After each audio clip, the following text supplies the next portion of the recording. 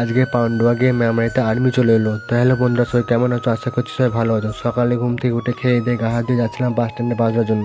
বাস স্ট্যান্ডে গিয়ে দেখি এখানে এখন আমার মতো অনেক পাবলিক জড় হয়েছে।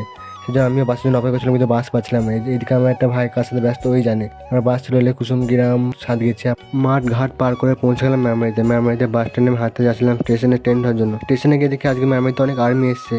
গাইস, এত আর্মি মেমরিতে আগে কখনোই দেখিনি। এরপর আমিও ট্রেন চলে এলে ট্রেনের মধ্যে বসে সুন্দর হাঁকিতে পৌঁছে গেলাম পান্ডুয়া স্টেশনে।